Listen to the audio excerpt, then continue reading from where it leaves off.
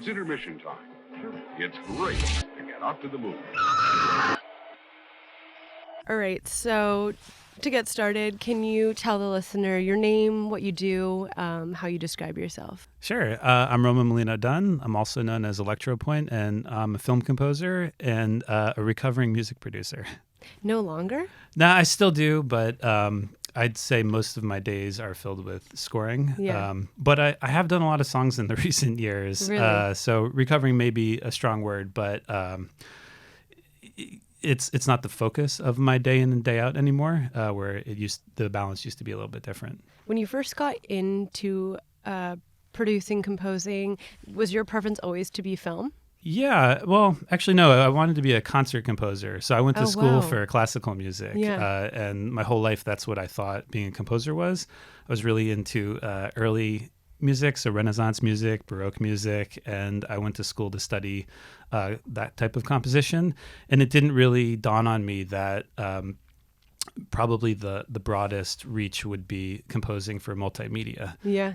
So yeah, I thought it'd be writing for orchestra and choirs for the concert hall. How does a young person get into that kind of music? Because like when you're going into college, you're, in high school or whatever. And at that age, I just can't imagine a teen being like, I love classical music. A seesaw, I guess. It was a love-hate relationship at times because I had a lot of music education. So when I was young, I was going to take lessons and had really great music education. And so a lot of that is classical. Mm-hmm. But then when you start becoming a teenager and you find popular music at the most compelling of all the genres, and you start playing in bands and maybe revolt a little bit against your studies, you move away from that. And particularly because I was actually studying piano and guitar, marimba, and saxophone and percussion. So I was studying instruments. And once I moved away from classical training on the instruments and discovered pop music, I only found my way back because I realized I actually just wanted to be a composer. And the limitations were kind of lifted because I was actually now creating the type of music that I wanted to, and I could find a whole lot of inspiration in the classics, and I found my way back to it quite naturally. Very cool. That's so interesting. It's funny. I have, I would say, like 2 friends now that are in that world, and it's just a career that I had never even really thought about. But now that my eyes are open, I'm like, it's a part of everything. Everything I consume. In the classical world or just film composing? Composing. Just everything. Like I feel like for example, my boyfriend is a lighting designer in the music world, and now every time I go to a concert, I'm hyper focused on the lights, Yeah. Okay, this is a question we ask every guest that comes onto the show. It's a little bit tricky, but if you were to pick a movie that describes your life right now, Oh my. What would it be? Right this very moment? Yeah. And there is no wrong answer. Yeah. No, I'm trying to think. My film tastes really revolve around rom-coms. Oh. Which is really weird because I have scored some rom-coms, and one of my favorite movies that I scored was a rom-com. But in general, I'm often doing darker things, thrillers, action, psychological films. But I love. And so... I say that all the time. I love love. Yeah. And so I love rom-coms, which is very strange. It doesn't seem to fit my profile often when I talk to people about films. So probably some rom-com. Yeah. Maybe just the genre in general. Yeah. Wait, what was the rom-com you're referencing that was your favorite that you were able to work on? Oh, one of my own? Yeah. I did a movie for Netflix called I Love You. And yeah, I saw this. Okay. Yeah, and that was one of my favorite in the sense that A, it was a rom-com, B, it was on Netflix, so that's awesome. Yeah. In general, it has a great broad reach in that sense. And then also it was a cross-genre rom-com, which those are always the best. I don't know if you ever saw like Kate and Leopold. No. It was Hugh Jackman, and I can't remember who the female Hugh star. Jackman, relevant for today. Yeah, but way back when. But anyway, that was like a sci-fi rom-com. And I Love You is also a sci-fi rom-com about AI, so it's also very topical. But I love that crossing genres and then doing it within the context of love story. Yeah. Thoughts on her? Actually, so I Love You gets compared to her a lot. Yeah, I bet. Yeah. So I heard it's probably a great movie for sure. Probably a bit more on the depressing end of things for me. Yeah. And so Definitely more melancholy. Yeah, which I do like a lot. In fact, one of the reasons I love rom-coms is not just because I love love, but I love feeling something from a film. And so I also, do what everybody else is probably guilty of, which is sometimes watching a film for the effects because you want just the pure entertainment value, or watching a film for, something particular, like just the cinematography. But I really love when a story makes me question the human condition, but also feel really nice, which is probably why I like rom-coms. There's enough stress in the daily goings about in everyday life that watching a movie that makes you feel in love or happy. And again, it's just such a weird thing because usually when I tell people about my film's taste, that's not the first thing that comes to mind. Yeah. And it's not the kind of jobs that I get directors reaching out to me for. But it is like, if you were an accountant, you might not go home and start doing the books in your free time. And so as a composer who's doing a lot of thrillers and action movies, I like to let my hair down and watch a rom-com. Yeah, that makes complete sense. I actually describe myself, I've said this on the show before, but I would say the reverse, where my life is pretty chill. I'm pretty happy. People always tell me that I'm pretty easygoing, and so I love like dark things. Like even when it comes to rom-coms, I love love, but I love like a very melancholic like longing too. So yeah, I definitely like am attracted to like heavy stuff because I think my day-to-day is pretty mellow. Did you see Never Let Me Go? No. Wait. It's the Keira Knightley one, and it's based on a book. It's So I'm looking it up. Yeah, it's not a rom-com. It's a rom in some ways, but more of a drama. I love Keira Knightley. It's a great movie. It's her and Andrew Garfield. Yeah. And if you want to feel something And Carey Mulligan. check it out. That's one of those movies that's never sometimes I find a great movie is not a movie that you liked, but when you think about thereafter. They look so young. Yeah, that's a long time ago. Okay, cute. I'm watching this for sure. It's a great movie. It's not going to pick you up. Yeah. But maybe it will, because at the end of it all, it deals with mortality and the impermanence of our existence, but around not just romantic love, but like a sense of familial love that exists among people who aren't directly related to you. Yeah. Over the course of these people's lives. And I don't want to give it away, but you'll see their lives are contained within a very interesting narrative. And you're going to feel really sad about it, but maybe you'll find the happiness in it. And the score is great. It's scored like a rom-com. Sorry, it's scored more like a rom-dram, like a period piece. Okay. But watch that. I think you'll really enjoy that one. Yeah. I'll let you know after I'll tell you my thoughts after I watch it. Okay, this next question pertains to a specific project that you did, but I want to reference this photo of you with Paul Schrader, Okay. which is really iconic. It's like, where are you going with this? Yeah. For those listening, Paul Schrader, iconic director, writer, connected to Scorsese for like Taxi Driver, Raging Bull, all the above, American Gigolo directed. Can you tell the listener about the project you were able to do together? Yeah, so that was an interesting one. That was called The Card Counter, and I didn't actually score that film. Okay. Yeah, but so as I was telling you before the podcast, I own a recording studio in Manhattan. And when The Card Counter was being worked on, they wanted to reach out to a studio where the engineer was also involved in film music, because they had hired a musician who didn't score films to score the film.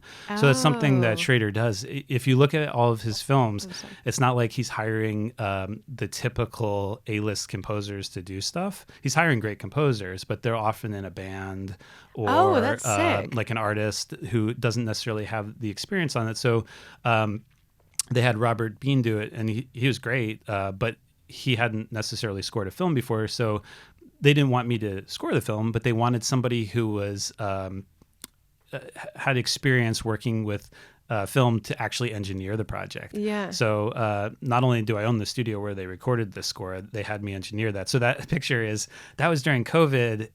That was such a wild project. One, because you're working with Paul Schrader, so everything goes. I mean, I got to play some of the synths on those pieces, even though, like I said, I didn't think I would be doing anything in the score. You know, you just wear a few different hats when you're in this industry. And a lot of times I get hired to write additional music when they have a band doing the score because that they don't necessarily know how to do certain scenes, that kind of thing. So I found myself in this position in the middle of COVID, and Paul is older and he has some breathing issues. And so we had to get the COVID tests every day before we go into the studio. We're wearing the N95 masks while we're like hanging out, recording the score. And it was just kind of a wild, and it was in New York. And during COVID at that time, it was like apocalyptic. There was nobody in the streets, and I'm driving in from Queens into the studio and there's nobody on the bridge. And if you're from New York, you know, that's just like wild. It was, so that was a crazy project. I'm really happy to be a part of it, even in a different capacity than my normal capacity. Yeah. But yeah, it was great. I mean, the film did wonderful, and it was really cool to play synths on some of those songs. So sick. That's also really interesting to know that he picks these kind of not necessarily untraditional, but I guess untraditional people to work on projects with him. I really like that because he's just probably picking people based off of like their style and their previous work. Yeah. That's cool. Yeah. Because you mentioned this also, can we talk a little bit about your studio in New York? Sure. Want to tell the listener about what you do there? Yeah, so it's called Mirrortone Studios. We're actually transitioning away from being a brick and mortar, and we're going remote. Oh, wow. The recording. How do you feel about that? Bittersweet. I mean, I moved to Hollywood for a reason, which was just that the work I was doing was here. But for years, I've not been involved in being. In fact, the last project I did was Paul Schrader. Oh, wow. I went out on top. I said, this is wonderful, but I'm actually being hired to score more films than to engineer. And I wanted to relinquish that to our full-time engineers, who are wonderful. And we do a lot of work for podcasts, as I mentioned before, a lot of podcast networks. And so we do a lot of the editing as well. So we're moving fully remote because having a recording studio in Manhattan doesn't seem to fit the profile of the city quite as much as it used to. Yeah. And we find ourselves doing most things remotely now anyway, which, how do I feel about that? It's kind of sad that it's not an in-person thing as much as it used to be. I mean, that was, in fact, a large reason that I have so many of the jobs that I have is because I was an engineer at a recording studio for so long. Yeah. And I'm meeting filmmakers. I'm meeting, in fact, a lot of the films I started on were because of the clients I had at Mirrortone, either celebrities who were doing songs and then later took me onto their projects, or directors who were working at commercial agencies. And once they graduated from doing commercials into doing their features. Very cool. Yeah, it served its purpose, but it's always bittersweet for sure. Yeah. Oh, I wanted to ask what your favorite Paul Schrader movie is. Probably The Card Counter. Yeah. Yeah. I mean, it's a great movie, and when you know something that intimately, actually sometimes it goes both ways, I suppose. There's been films that I've worked on where, and I'm not going to tell you which, where I liked maybe something else of the director's better, whether I worked on it or not. Mm-hmm. And it's just the way the cookie crumbles kind of thing. Yeah. But Card Counter was, I'd say it's probably my favorite. Oscar Isaac, right? Oh yeah, exactly. Yeah. Maybe that's one of the reasons. He's so good. Yeah. Also just the shots in that are really cool. Mm-hmm. Some people, may have judged it on the merits of this is, well, actually, just transition away from that. It also depends on which capacity Schrader's acting. So if you're talking about a screenplay, that's true. Yeah, because that's probably why most people know his work with Scorsese anyway. Mm-hmm. But probably The Card Counter. Okay, so I typically have a section dedicated to general movie taste, so the listener gets a feel for what you like before we get into your movie pick. So first off, just how avid of a movie watcher are you? How often are you consuming movies? Where are you watching your movies? Sure. So I go to movies as much as I possibly can. I love going to the theater. Mm-hmm. And so I see as much as I possibly can, including the big blockbusters. In fact, I love going to see the big blockbusters because I live in West Hollywood and I'm walking distance between the Chinese Theater that's cool. and the Grove. And both of those places, actually, I think it's more the Chinese Theater, have the seats that move. Have you ever done any of those? Yeah, I have. And one of them has the whole 4DX situation where they're spraying air in your face. I haven't actually done that. Do it for a big blockbuster film, because Yeah, it's something like Twisters probably would have been cool to do that for. that would have been insane. Yeah. I think the last one I saw in full 4DX, if I'm saying 4DX correct, I think it was 4DX. There's a few of the different ones. I think 4DX is the one that has the smells. If I'm not, you could put a footnote on the podcast. And I saw Indiana Jones, the most recent Indiana Jones, in that fashion. And I also saw Mission Impossible, the most recent one as well, in that fashion. And they're like releasing smoke smells when the bombs are exploding and the seats are moving. And so that's really cool. And you can appreciate, as a film composer, so much of what we do is like, depending on how much the director lets you spread your wings, at times you're just acting as this really great wallpaper that sets the emotional mood. And to see other practitioners of their craft do it in a multimedia fashion, like whoever's programming the seats, I can just imagine what is going on in their head to do it the most artistically. So I love that kind of immersive cinema. Yeah, hell yeah. That's so fun. Who is a director that their work you find consistently compelling and you're drawn to? That's a big question to spring on somebody in the industry, right? You don't want to Yeah, say the that's wrong true. thing. Or I don't know, like maybe you can say like a style of, I guess we already did the whole rom-com thing, but if there's just like a few directors that you're like, I typically am gravitated towards consuming their work. Yeah. Oh, it's funny because I find myself going down the Oscar list over the years, and like watching what was Best Picture, what was nominated for Best Picture, because I'm always trying to watch something. And a lot of times I find like when we watch the latest thing, that's much better to go see in the theater. And then when I'm at home, I want to see something that I can't see in a theater, and so I'll look down the classics. And so I'm not doing it by director so much, but I guess maybe Ridley Scott, which is kind of maybe not what you'd expect somebody to say when they said they loved rom-coms. Yeah. But just the grandeur of the works and the shots. Christopher Nolan, the same thing with the grandeur of the shots. Because I find that cinematography often mirrors the emotionality in the visual that music does in the audio. Yeah. So great cinematography is often what I'm looking for. And sometimes it is the actual cinematographer who I would be watching a movie for, but oftentimes it's actually the director who's allowing that to be such a big part of the movie. Yeah, that's a really hard one. I have the same problem with almost every part of the filmmaking process. If you ask me who my favorite film composers, I won't tell you. I will. It's like a hard and fast rule because you don't talk about people in your subsector. But I almost feel like the same with directors because my most coveted relationships in the industry are with directors. Yeah. And so Ridley Scott was off the cuff just because I watched 2 or 3 lately, and I was like, oh, this is really wonderful. We'll take it with a grain of salt. Yeah, for sure. But it's probably, to answer it in the most true but also self-serving way, it has to be directors that I've worked with because I'm very proud of the people that I do work with, and I just appreciate them even more than people that I haven't. Not to say I'm not in awe of other great directors, but you get a behind-the-scenes look. Get a behind-the-scenes look and just appreciate the ability to continue to work with them. Are there any particular visual styles, like film aesthetics, that you gravitate towards when consuming movies, whether that's like... I guess we kind of got into it where you like the big grandiose. Yeah, it's actually one of the two. So it's either that huge, big, grandiose kind of landscape style. So when you asked me for some of the movies that I really loved, and one of the ones was Pride and Prejudice, it's the sweeping landscapes. And so I've done a lot of music for National Geographic. So sick. Thanks. And what I love about that is it's like these aerial shots of, one of the great national parks. And so you get to write music that, portrays that kind of grandeur. But then they'll zoom in real close and you get to do it on a very small, intimate level. So I kind of like it at the extremes, I suppose. And then in my taste in watching films, example like Pride and Prejudice, the big landscapes, but then also, and I don't want to transition it to it, but like in Paddington, for example, there's a lot of really close, intimate shots where things are framed. Like you're looking at a picture. There's this great scene where they're in prison and they're talking through the glass and everything is like framed perfectly.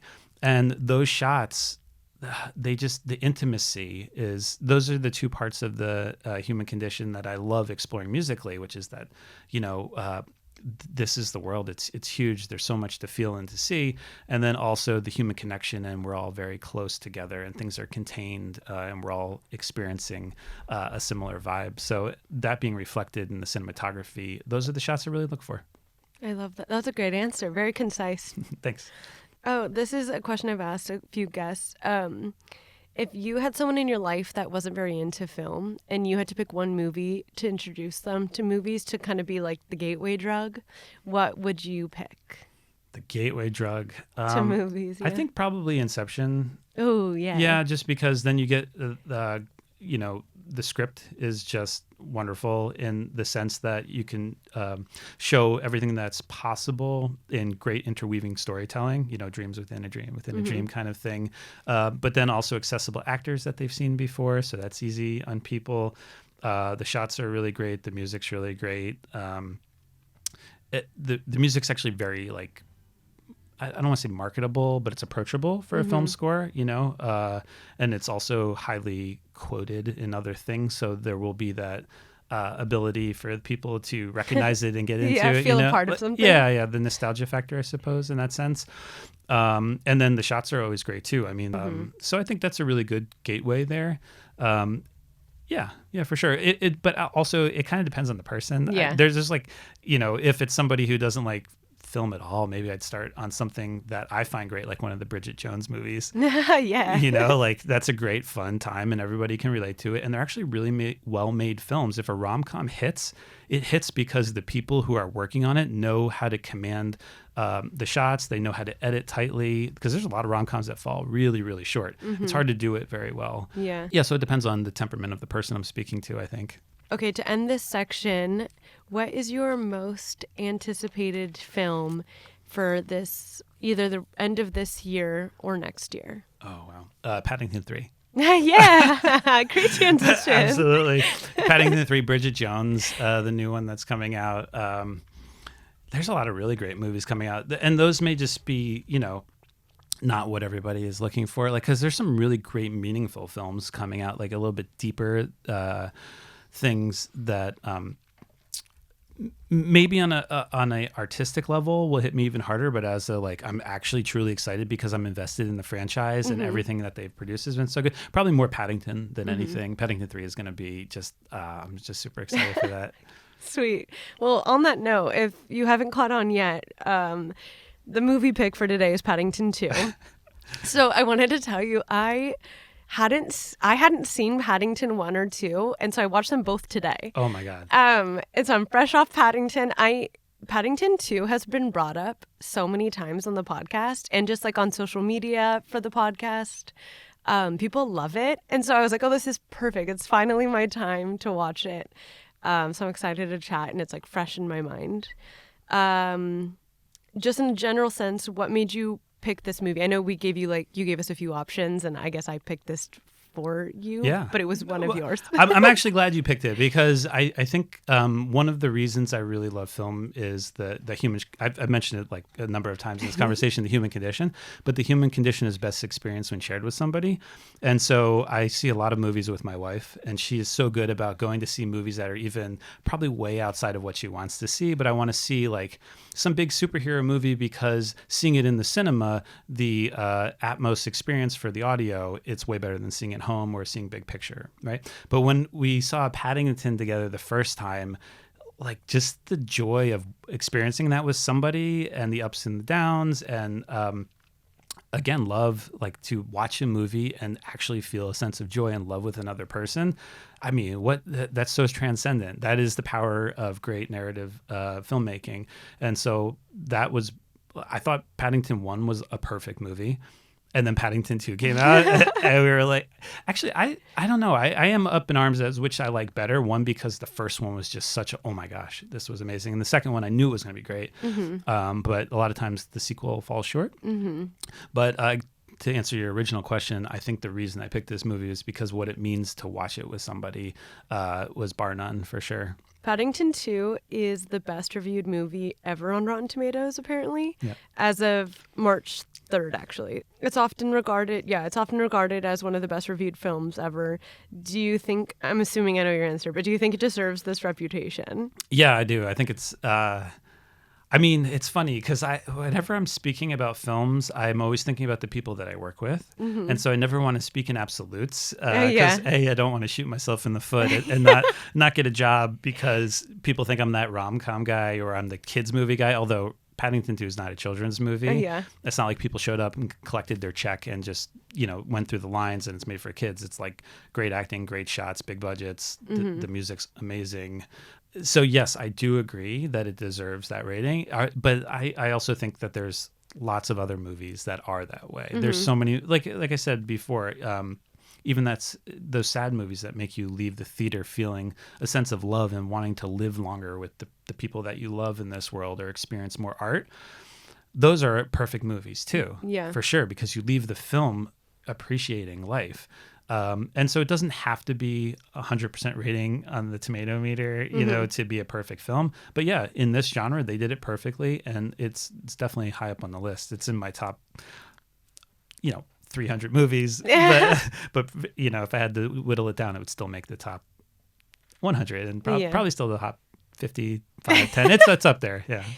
It's also, to me, just like so endearing that this movie with this message is so well loved, because it just makes you a little bit, I don't know, it's just like a little soft and fuzzy in your heart that like this many people resonated with this message. If someone hadn't seen Paddington 2, how would you describe what makes it special? Acceptance, probably. The experiencing acceptance and love and joy through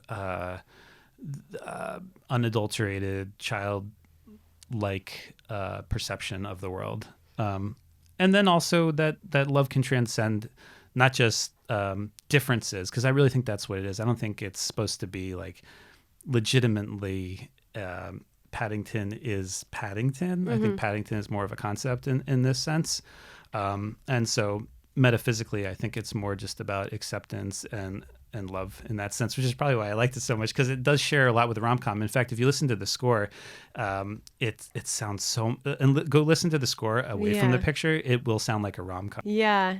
No, I'm definitely, after this conversation, just going to have that like flipped perspective when I'm watching movies, especially this one when I do a rewatch. Okay, so the film explores kindness and optimism and a bit of the topic of like being polite and having manners, which I think is really funny because I notoriously say that we as a generation have lost manners, and I don't think a lot of people think about having polite and good manners anymore. And so I really loved that was like a footnote in the movie. He talks about having manners when he's in prison, and it's adorable.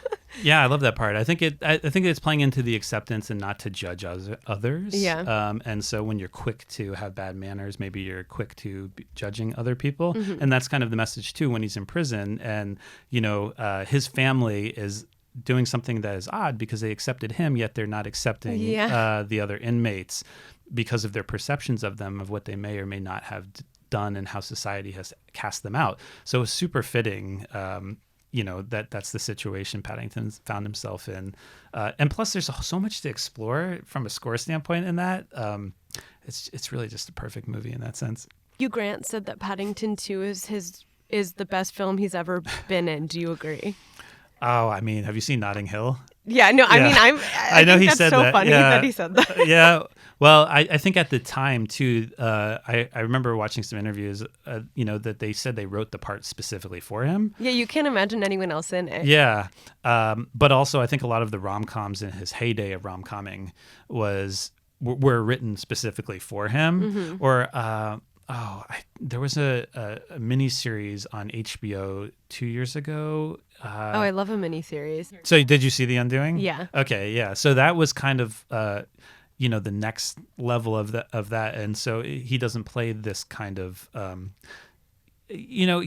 Bridget Jones, that's another one. Wow, I really like Hugh Grant. That's fun. Yeah. I love when a guest comes on and finds a connection that they haven't noticed about themselves and their taste. Well, so Pride and Prejudice and Paddington 2 are scored by the same composer, Dario Marinelli, and perhaps that's a large part of it for me. But it's also funny. It's probably this is not necessarily a good thing where the same people are working on the same kind of films because they're being typecast or it's probably pigeonholed or I'm not sure what the correct word that's PC would be for getting because you're not casting them, but they're getting the job for the same style of music or same directing, and so I'm noticing a lot of that. Although in this case, that I do think Hugh Grant was cast differently than what he normally would do. And maybe that's why he loved it. But The Undoing, that's a great one too. That's so good. I completely forgot about that series. But that made me very uneasy, as it did everybody. Is why I think it drew everybody in. And I've tried to watch series that are similar to that thereafter, and I don't want any part of it as a viewer. I make a lot of music like that. But it's a hard time in the world, I think, to not find the joy in film as opposed to like the deep anxiety. I'm not always into that at the moment. Oh, I was just gonna say, speaking of Hugh, have you seen Heretic yet? I still haven't either. I think that's gonna fall into the same camp as The Undoing for me.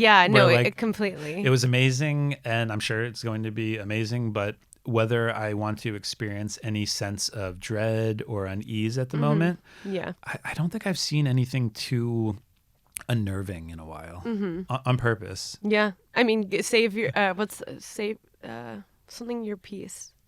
Protect your peace? Is that the phrase? I don't know. I'm making up phrases. It works for me. Yeah, I want to watch something that makes me smile at the end of the day. It was something I was thinking of while watching the prison scene where he accidentally dyes their clothes and they turn pink. I was like, wow, this is so Wes Anderson-esque. And I had read that was like a purposeful nod. And I love when movies have nods to different directors or even movie scenes specifically. It's just a cool full circle moment. Do you ever watch the show Modern Family? Yes. Okay, so again, this is another one of those things where maybe a show that's made for the lowest common denominator works amazingly when you have incredible filmmakers behind it. So a lot of times in that show, they'll be doing like The Shining, and you don't know it, but the whole episode is actually that's shot funny. The same way.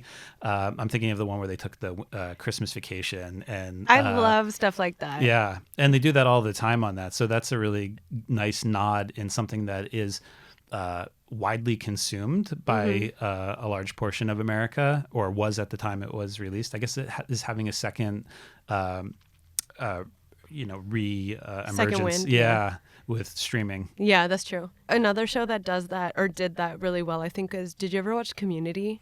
Yeah. Like, that was also a smart show where they're always making like so many layers to the bit of like context, if you know, but you can also just absorb it at the most basic level and still enjoy it. Yeah. I think TV has a lot of great ability to do that just because they get to make so many episodes. Yeah, and so, that's true. You're just playing with it a bit. Yeah. At a certain point, you kind of have to. It was interesting for me to watch this because I don't typically, like I said, I typically watch what you probably don't want to watch. And so it was fun to watch this. I also caught myself feeling really like sad, not sad, but like empathetic and very like, oh, I just want to give him a hug type of feeling. And it's funny because this movie, like you said, it's not just for children, but it does encompass children as the target audience. And so maybe this theory is not legitimate, but I think that movies that are targeted towards children to some respect make it a point of having a strong moral teaching and a lesson that they're trying to have you learn by the end of the film. And so I think because it's so, not on the nose, but like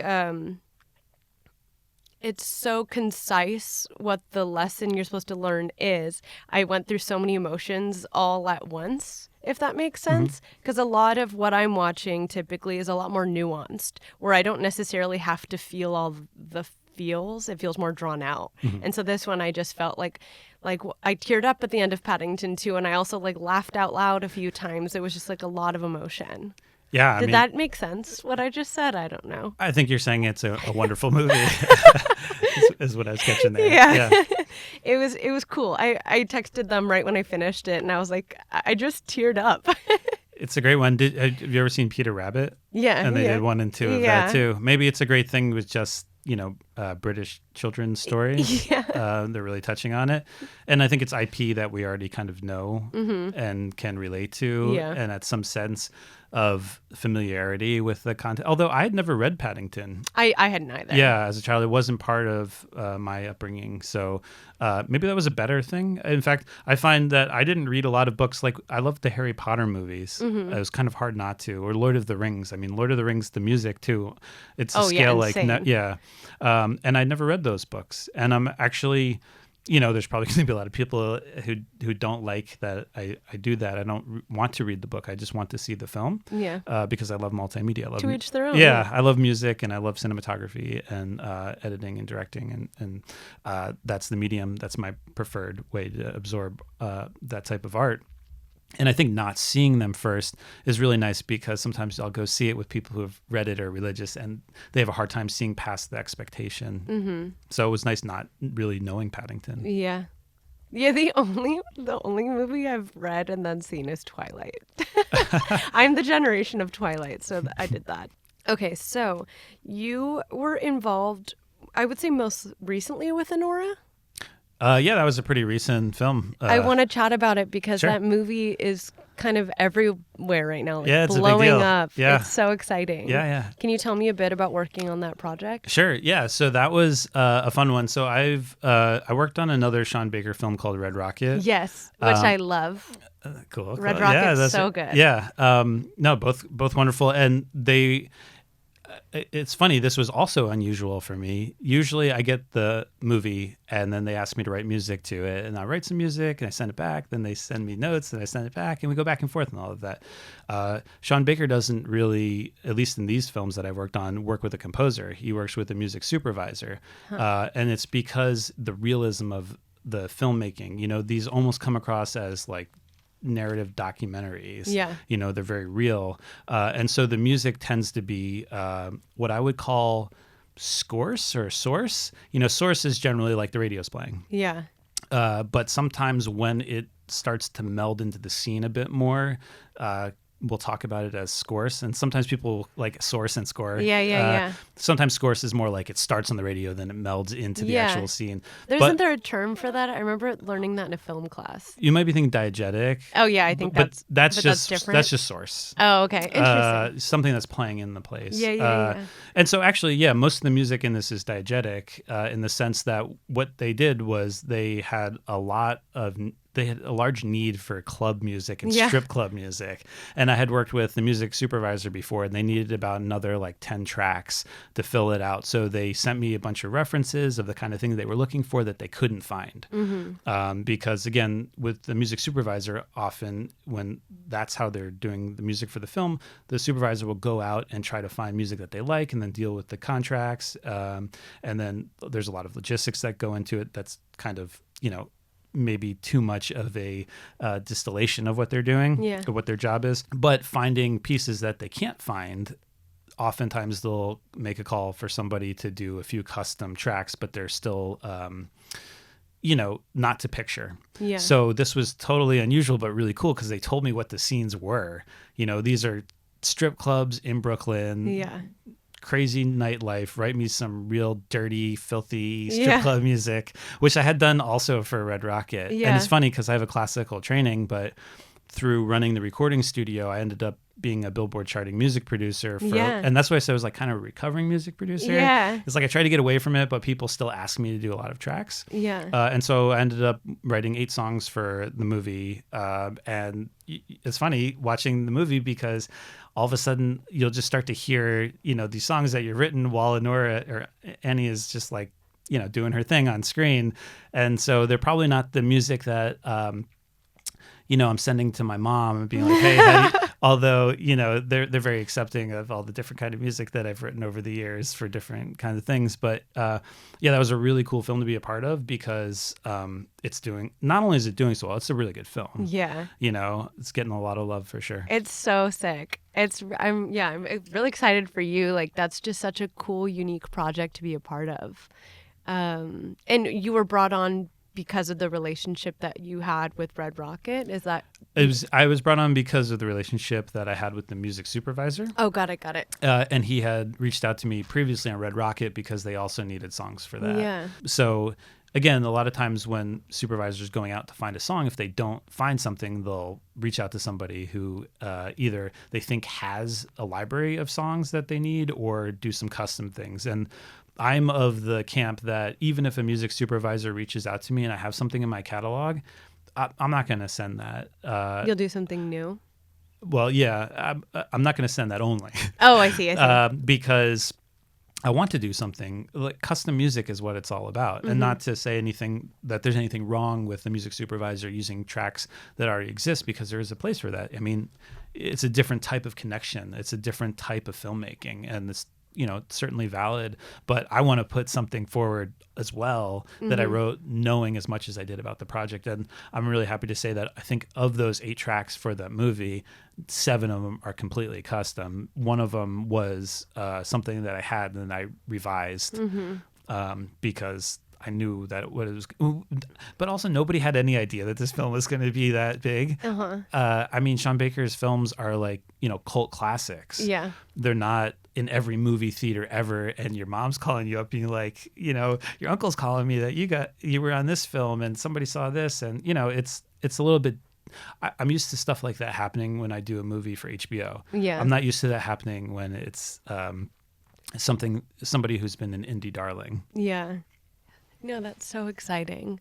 Now that I'm thinking about this, like songs that you've created like this and music you've worked on, do you ever just sit and re-listen to it once the project's done? Is that weird to do? No, it's not weird to do at all. Yeah. I mean, you like to have a little distance from it, and it depends on how many rounds of revisions you did. Yeah. So again, with a movie like this, like if you were having a party, would you play this in the background? These ones I might, because they're party songs for sure. These are cool. They're a little dirty. Again, it's the nature of what we were doing. We were doing strip club songs, so there's a lot of lyrics about people's bodies, and it may be a bit uncomfortable.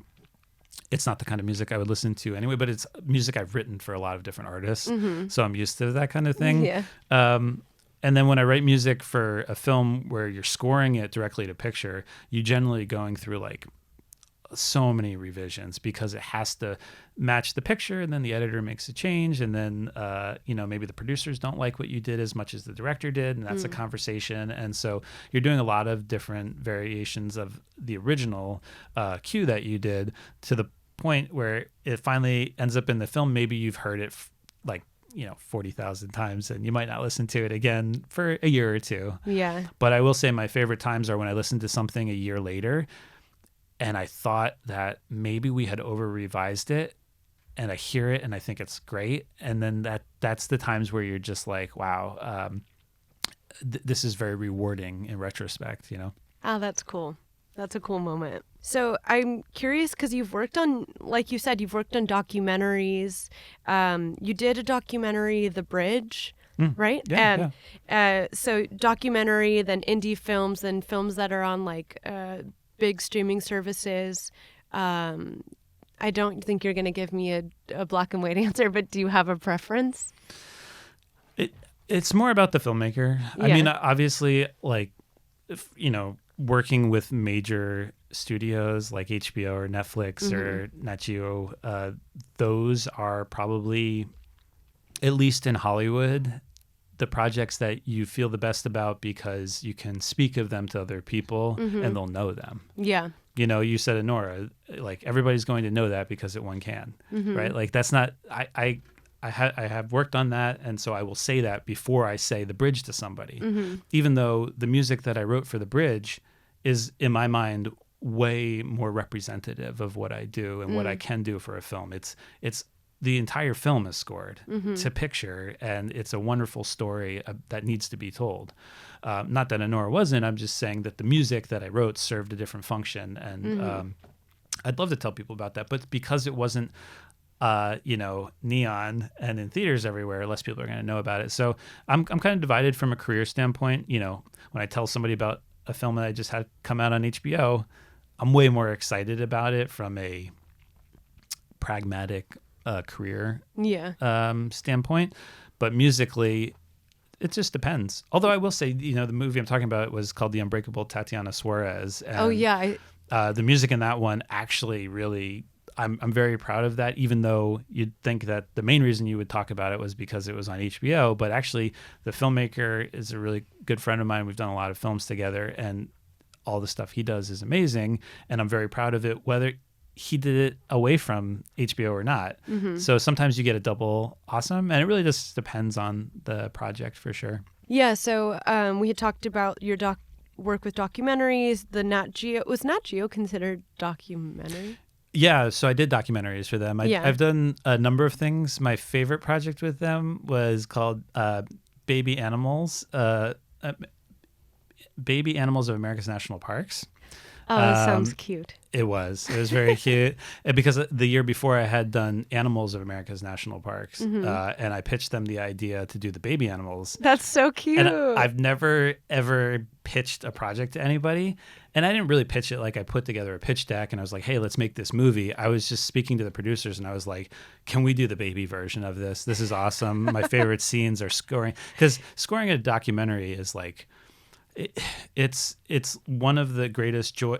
Scoring a nature documentary. Let me revise that, because I've scored other documentaries, but scoring a nature documentary is like writing an orchestral piece that they happen to cut awesome pictures too. Yeah. You really get to spread your proverbial wings. So yeah, those nature documentaries are just really great. And then this year I did another one for NatGeo during their Shark Week. Oh, yeah. Which was called Baby Sharks in the City, because now I'm the baby animal person there, funny. which I really love, because that does resonate with my love of love kind of thing. Baby animals are just it's a cuddly place, even though they're sharks. So I got to lean into the thriller stuff. And also with Baby Animals of America's National Parks, which I think they may have changed the name when they released that. There's predators. And so I get to do these like crazy action things. I bet. And it doesn't sound like baby soft music. It's like the stuff I'm pulling in from my thriller work. Yeah. Fun. And then, so it's switching genres too. You have experience working with thriller as well. And what was that like? I did a lot of psychological thrillers when I was just starting out getting stuff for studios. So I did actually the director Cassius Corrigan, who did The Unbreakable Tatiana Suarez on HBO, did an indie film that got picked up by HBO a long time ago called Huracán. And that's a psychological thriller, and I loved working on that. And then I did another movie for Evan Jackson Leong, who was also like a indie sweetheart, and he did this film with me called Snakehead, and that's on Hulu now. You can watch. I love that film. You guys should all check that out. Snakehead? Snakehead. Okay. That's like one of my favorite representations of my thriller work, because it's in Chinatown in New York, very tight, close spaces, very anxious.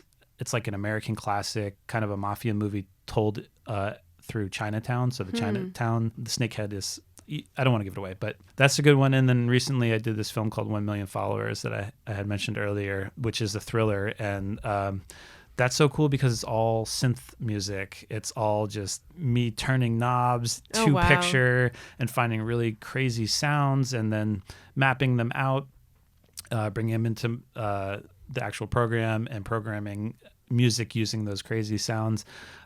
So it's totally different than doing like a NatGeo thing.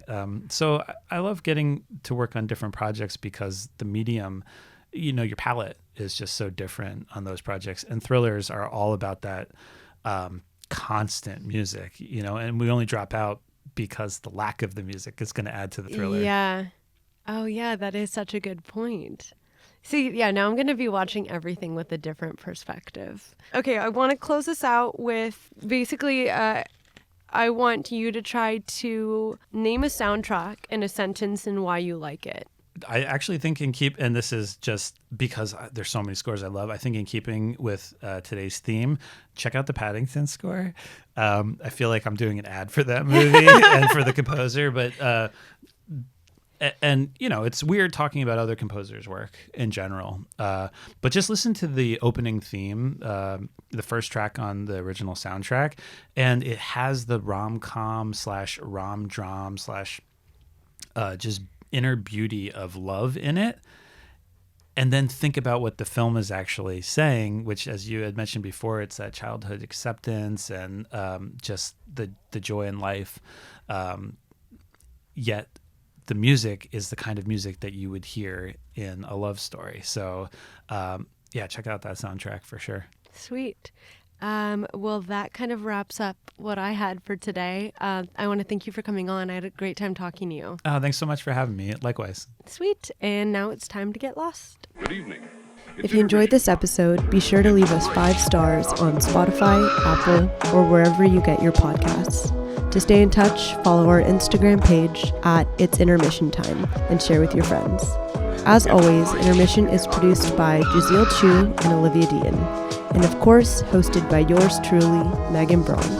This episode is brought to you by The Synagogue.